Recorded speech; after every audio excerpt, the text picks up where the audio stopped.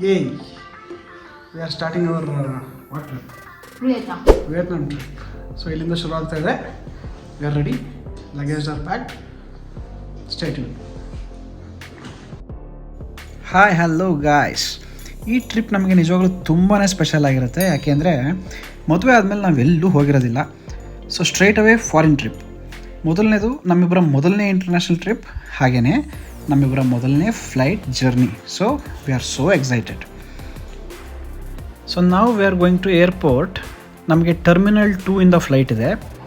So Vietnam ಅಂತ ಬಂದಾಗ there will be 3 parts: north Vietnam, central Vietnam and south Vietnam. ನಮ್ಮ ಪ್ಯಾಕೇಜಲ್ಲಿ ಸದ್ಯಕ್ಕೆ north and central Vietnam ಇದೆ.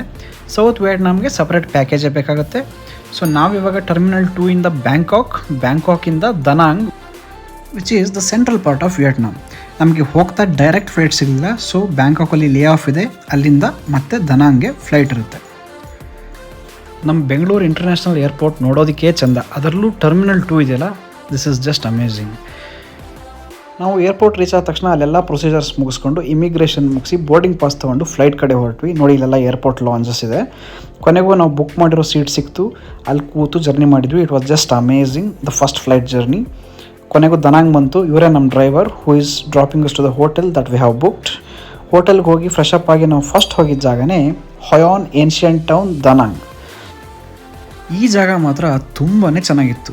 It was so refreshing. ನೋಡಿ ಆ ಜಾಗ ಎಷ್ಟು ಚೆನ್ನಾಗಿದೆ. ಅಲ್ಲಿ ಹೋದ ತಕ್ಷಣ ನನಗೆ ಫಸ್ಟ್ ನೆನಪಾಗಿದ್ದೆ, ಆಕಾಶ ದೀಪವು ನೀನು, ನಿನ್ನ ಕಂಡಾಗ ಸಂತೋಷವೇನು, ಈ ಸಾಂಗ್. ಸೊ ಆ ದೀಪದ ಮಧ್ಯ ನಾವು ತುಂಬ ಇಷ್ಟಪಡೋ ವ್ಯಕ್ತಿ ಜೊತೆ ಈ ಜಾಗದಲ್ಲಿ ಜರ್ನಿ ಮಾಡುವಾಗ ಈ ಹಾಡು ನನಗೆ ತುಂಬ ನೆನಪಾಯಿತು. ಎಷ್ಟು ಚೆನ್ನಾಗಿದೆ ಅಂದರೆ ಅದನ್ನು ವರ್ಡ್ಸಲ್ಲಿ ಎಕ್ಸ್ಪ್ರೆಸ್ ಮಾಡೋದು ತುಂಬಾ ಕಷ್ಟ. It can only B felt. ಆ ಲೈಟ್ಸ್ ಎಷ್ಟು ಚೆನ್ನಾಗಿದೆ, ಆ ಆಕಾಶ ದೀಪಗಳನ್ನು ನೀರಲ್ಲಿ ಹರಿಬಿಡ್ತಾ ಇದ್ದಾರೆ. ಒಟ್ಟಿನಲ್ಲಿ ಈ ಜಾಗ ಅಂತೂ ಕಂಪ್ಲೀಟ್ ಪೈಸಾ ವಸೂಲ್ ಆ್ಯಂಡ್ ನಾನು ಆಗಲೇ ಹೇಳ್ದಂಗೆ ಕಂಪ್ಲೀಟ್ ರಿಫ್ರೆಶಿಂಗ್.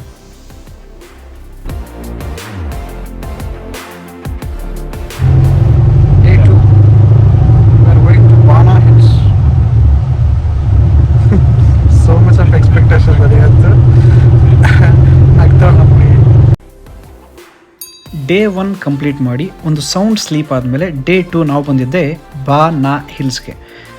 ಈ ಜಾಗದ ಬಗ್ಗೆ ಅಂತೂ ನಮಗೆ ಸಿಕ್ಕಾಪಟ್ಟೆ ಎಕ್ಸ್ಪೆಕ್ಟೇಷನ್ ಇತ್ತು. ಯಾಕೆ ಅಂದರೆ ಗಣೇಶ್ ಆ್ಯಕ್ಟ್ ಮಾಡಿರೋ ಕೃಷ್ಣಂ ಪ್ರಣಯ ಸಖಿ ಮೂವಿಯ ಜೇನ ದನಿಯೋಳೆ ಮೀನ ಕಣ್ಣೋಳೆ ಸೊಬಗೆ ಮೈ ತುಂಬಿದೆ ಆ ಹಾಡು ಈ ಜಾಗದಲ್ಲೇ ಶೂಟ್ ಆಗಿದ್ದು.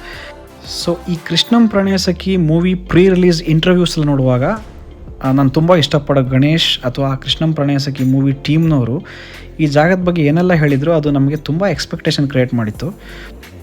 ರೀಸನ್ ತುಂಬ ಸಿಂಪಲ್, ಮೂವಿಲಿ ಎಲ್ಲ ಫ್ರೇಮ್ಸಲ್ಲೂ ಈ ಜಾಗ ತುಂಬಾ ಚೆನ್ನಾಗಿ ಕಾಣುತ್ತೆ. ಹಾಗಾಗಿ we are so excited. And ನನ್ನ ಸಾಂಗ್ ಹೇಳಿರೋದನ್ನು ದಯವಿಟ್ಟು ಯಾರು ಸೀರಿಯಸ್ ತಗೊಂಬಿಡಿ. I am not a train singer, okay? All right, ಈಗ ಮುಂದಕ್ಕೆ ಹೋಗೋಣ. ಯಾಕೆ ಅಂದರೆ ಇನ್ನೂ ನಡೆಯೋದು ಜಾಸ್ತಿನೇ ಇದೆ. ನನ್ನ ಹೆಂಡತಿ ಅಂತೂ ಫುಲ್ ಎಕ್ಸೈಟ್ಮೆಂಟಲ್ಲಿ ಮುಂದೆ ಹೋಗ್ತಾ ಇದ್ಲು. ನೋಡಿ ಹೆಂಗೆ ತಿರುಗಿ ನೋಡ್ತಾ ಇದ್ದಾಳೆ.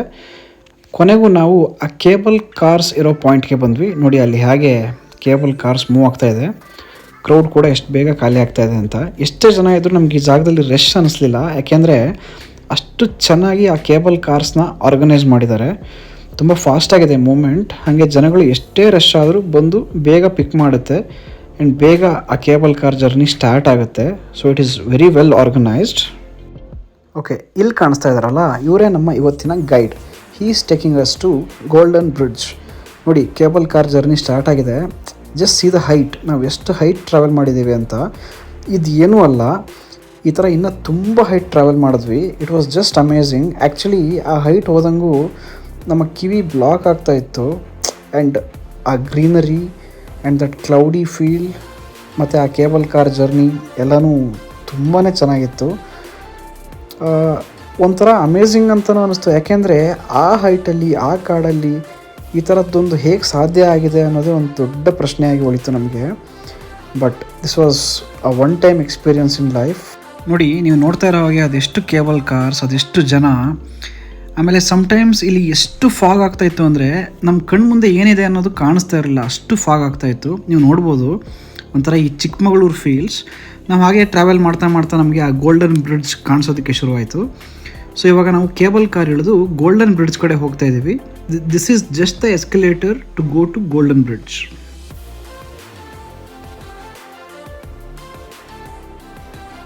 ನೋಡಿ, ನೀವು ಇಲ್ಲಿ ಅಬ್ಸರ್ವ್ ಮಾಡ್ಬೋದು, ಮುಂದೆ ನಮ್ಮ ಗೈಡ್ ಹೋಗ್ತಾ ಇದ್ದಾರೆ. ಅವ್ರ ಕೈಯಲ್ಲಿ ಒಂದು ಸೆಲ್ಫಿ ಸ್ಟಿಕ್ ಇದೆ. ಆ ಸೆಲ್ಫಿ ಸ್ಟಿಕ್ಕಿಗೆ ಮೇಲ್ಗಡೆ ಟಾಪಲ್ಲಿ ಏನೋ ಒಂದು ಹ್ಯಾಂಗ್ ಮಾಡಿದ್ದಾರೆ. ರೀಸನ್ ಇಷ್ಟೇ, ಇಲ್ಲಿ ತುಂಬ ಜನ ಟೂರಿಸ್ಟ್ಗಳು, ಅದೇ ಥರ ತುಂಬ ಜನ ಗೈಡ್ಗಳು. ಸೊ ಆ ಟೂರಿಸ್ಟ್ಗಳಿಗೆ ಆ ಗೈಡ್ಗಳು ಈಸಿಯಾಗಿ ರೆಕಗ್ನೈಸ್ ಆಗಲಿ ಅಂತ ಏನಾದ್ರು ಒಂದು ಸಿಂಬಾಲಿಕ್ ಆಗಿ ಹ್ಯಾಂಗ್ ಮಾಡಿರ್ತಾರೆ. ಅದೇ ಥರ ನಮ್ಮ ಗೈಡ್ ಒಂದು ಡ್ರೀಮ್ ಕ್ಯಾಚರ್ ಸಿಗಿಸ್ಕೊಂಡಿದ್ರು. ಸೊ ಆ ಡ್ರೀಮ್ ಕ್ಯಾಚರ್ ಎಲ್ಲೆಲ್ಲ ಕಾಣಿಸುತ್ತೆ ಅಲ್ಲಿ ನಮ್ಮ ಗೈಡ್ ಇದ್ದಾರೆ ಅಂತ ನಾವು ತುಂಬ ಈಸಿಯಾಗಿ ಫಾಲೋ ಮಾಡ್ತಾ ಇದ್ವಿ. ಆ್ಯಂಡ್ ಬೈ ದ ವೇ, ನಾವು ಇವಾಗ ಹೋಗ್ತಾ ಇರೋದು ಫ್ಲವರ್ ಗಾರ್ಡನ್ಗೆ. ಗೋಲ್ಡನ್ ಬ್ರಿಡ್ಜ್ ನೋಡೋದಕ್ಕಿಂತ ಮುಂಚೆ ಫ್ಲವರ್ ಗಾರ್ಡನ್ ಅನ್ನೋ ಒಂದು ಪ್ಲೇಸ್ ಇದೆ, ಅದನ್ನು ನೋಡ್ಕೊಂಬರೋಣ ಅಂತ ನಾವು ಹೊರಟ್ವಿ. ಆ್ಯಂಡ್ ಈ ಪ್ಲೇಸ್ ಕೂಡ ತುಂಬ ಸೂದಿಂಗ್ ಆಗಿತ್ತು. ನೋಡಿ, ಅಲ್ಲೂ ತುಂಬ ಫಾಗ್ ಕಾಣ್ತಾ ಇದೆ. And you can see colourful flowers. ನನ್ನ ಹೆಂಡತಿ ಅಂತೂ ತುಂಬಾ ಖುಷಿಯಾಗಿದ್ಲು. ಸೊ ಹೋಗ್ತಾ ಇದ್ದೀವಿ. ಆ ಫಾಗ್ ನೋಡಿ, ಆ ಫ್ಲವರ್ ಗಾರ್ಡನ್ ಕಾಣಿಸ್ತಾ ಇದೆ ನಮಗೆ ದೂರದಲ್ಲೇ. ಸೊ ಹಾಗೆಯೇ ಮೂವಿಂಗ್ ಫಾರ್ವರ್ಡ್, ಇಲ್ಲಿ ತುಂಬ ಜನ ಇದ್ದರು.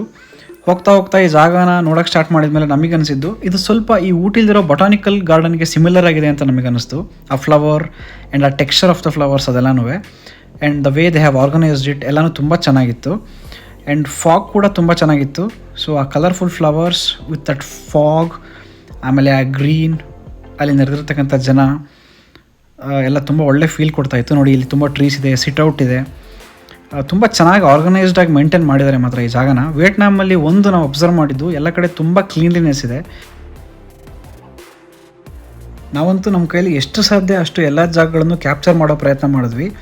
ಈ ಗ್ಯಾಪಲ್ಲಿ ನಮ್ಮನ್ನು ನಾವು ಕ್ಯಾಪ್ಚರ್ ಮಾಡ್ಕೊಳ್ಳೋದು ಸ್ವಲ್ಪ ಕಡಿಮೆ ಆಯಿತು ಅಂತ ನಮಗೂ ಅನ್ನಿಸ್ತು. But that's okay, everything is fair in love and travel vlog. ನೀವು ನೋಡ್ಬೋದು, ಅಲ್ಲೊಂದು ಬುದ್ಧ ಸ್ಟ್ಯಾಚು ಕಾಣ್ತಾ ಇದೆ. ಬೈ ದ ವೇ, ನಿಮಗೊಂದು ವಿಷಯ ಹೇಳೋದಕ್ಕೆ ಇಷ್ಟಪಡ್ತೀನಿ. ವಿಯೆಟ್ನಾಮಲ್ಲಿ ತುಂಬ ಬುದ್ಧ ಸ್ಟ್ಯಾಚುಸ್ ಇದೆ, but Vietnam is not predominantly a Buddhist country. ಇಲ್ಲಿ ನೀವು 76.6% ರಿಲಿಜನ್ ಲೆಸ್ ಪೀಪಲ್ನ ನೋಡ್ಬೋದು. Buddhism is the second largest population here.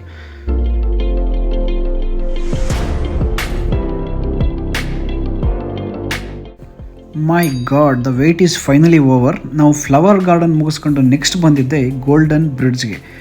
ಈ ಜಾಗನ ನೀವು ಒಂದಲ್ಲ ಒಂದು ಕಡೆ ಸೋಷಿಯಲ್ ಮೀಡಿಯಾದಲ್ಲಿ ನೋಡೇ ಇರ್ತೀರ, ಅಷ್ಟು ಚೆನ್ನಾಗಿದೆ ಆ್ಯಂಡ್ ಅಷ್ಟು ಫೇಮಸ್ ಈ ಜಾಗ. ಈ ಜಾಗನ ಯಾರೆಲ್ಲ ವಿಸಿಟ್ ಮಾಡಿದಾರ ಅವರೆಲ್ಲ ಕಮೆಂಟ್ ಬಾಕ್ಸಲ್ಲಿ ಒಂದು ಕಮೆಂಟ್ ಮಾಡಿ. ಈ ಜಾಗಕ್ಕೆ ಬಂದಾಗ ನನಗನ್ಸಿದ್ದು all the expectations were worth. ಅಷ್ಟು ಚೆನ್ನಾಗಿತ್ತು ಈ ಜಾಗ. We really thoroughly enjoyed a lot here. ನೀವು ನೋಡ್ತಾ ಇರ್ಬೋದು ಆ ಫಾಗ್ನ. ರಿಯಲ್ಲಾಗಿ ಅಲ್ಲಿ ಇರಬೇಕಾದ್ರೆ ಆ ಫೀಲ್ ಹೆಂಗಿರ್ಬೋದು ಜಸ್ಟ್ ಇಮ್ಯಾಜಿನ್. ನಾವು ಇವಾಗ ಹೋಗ್ತಾ ಇರೋದು ಫ್ರೆಂಚ್ ವಿಲೇಜ್ಗೆ. ಗೋಲ್ಡನ್ ಬ್ರಿಡ್ಜಿಂದ ಸ್ವಲ್ಪ ದೂರದಲ್ಲಿ ಮತ್ತೊಂದು ಕೇಬಲ್ ಕಾರ್ ತಗೊಂಡು ಹೋಗಬೇಕಾಗುತ್ತೆ.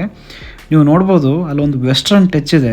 European style buildings, French style buildings.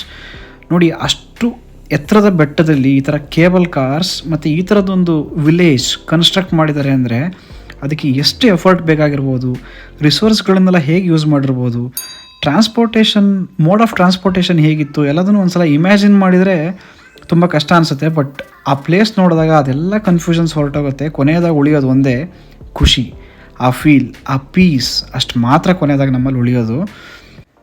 ಆ ಪ್ಲೇಸ್ ನೋಡಿದಾಗ ನಿಜವಾಗ್ಲೂ ನಮ್ಗೆ ಅನಿಸೋದು ನಾವು UK-ಗೋ, ಜರ್ಮನಿಗೋ, ಇಟಾಲಿಗೋ ಹೋಗಿದ್ದೀವಿ ಅಂತ ಅನಿಸುತ್ತೆ. ಬಟ್ ಇದು ವಿಯೆಟ್ನಾಮಲ್ಲಿರೋ ಒಂದು ಜಾಗ. ನಾವು ಇವಾಗ ಏನು ಎಂಟರ್ ಆಗ್ತಾ ಇದ್ದೀವಲ್ಲ, ಈ ಜಾಗದಲ್ಲೇ ದ್ವಾಪರ song most of the portions shoot ಆಗಿರೋದು. ಪ್ಲೇಸ್ ಮಾತ್ರ ತುಂಬಾ ಚೆನ್ನಾಗಿತ್ತು. ನಾವು ಈ ಫ್ರೆಂಚ್ ವಿಲೇಜ್ನ ಮತ್ತಷ್ಟು ಎಕ್ಸ್ಪ್ಲೋರ್ ಮಾಡಿದ್ದೀವಿ, ಇನ್ನು ತುಂಬಾ ಚೆನ್ನಾಗಿದೆ. ನೆಕ್ಸ್ಟ್ ವ್ಲಾಗಲ್ಲಿ ಇನ್ನಷ್ಟು ಮಾಹಿತಿನ ಇದ್ರ ಬಗ್ಗೆ ನೋಡೋಣ. ಯಾರೆಲ್ಲ ಟ್ರಾವೆಲಿಂಗ್ ಇಷ್ಟಪಡ್ತೀರಾ, ಯಾರೆಲ್ಲ ಯಾವ್ಯಾವ ಕಂಟ್ರಿಗೆ ಟ್ರಾವೆಲ್ ಮಾಡಿದ್ದೀರಾ ಕಮೆಂಟ್ ಬಾಕ್ಸಲ್ಲಿ ಕಮೆಂಟ್ ಮಾಡಿ. ಹಾಗೆ ನಿಮ್ಮ ಫೇವ್ರೆಟ್ ಡೆಸ್ಟಿನೇಷನ್ ಯಾವುದಾಗಿತ್ತು ಅನ್ನೋದನ್ನು ಕೂಡ ಕಮೆಂಟ್ ಬಾಕ್ಸಲ್ಲಿ ಕಮೆಂಟ್ ಮಾಡಿ. ಹಾಗೆಯೇ ನಮ್ಮ ಈ ಟ್ರಾವೆಲ್ ವ್ಲಾಗ್ ನಿಮಗೆ ಇಷ್ಟ ಆಗಿದರೆ ನಮ್ಮ ವಿಡಿಯೋನ ಲೈಕ್ ಮಾಡಿ. ಹಾಗೆ ನಮ್ಮ ಚಾನಲ್ನ ಸಬ್ಸ್ಕ್ರೈಬ್ ಮಾಡೋದನ್ನು ಕೂಡ ಮರಿಬೇಡಿ. ನಿಮ್ಮ ಸ್ನೇಹಿತರಿಗೆ ಕೂಡ ನಮ್ಮ ಚಾನಲ್ನ ಶೇರ್ ಮಾಡಿ, ಸಪೋರ್ಟ್ ಮಾಡಿ. Thank you so much.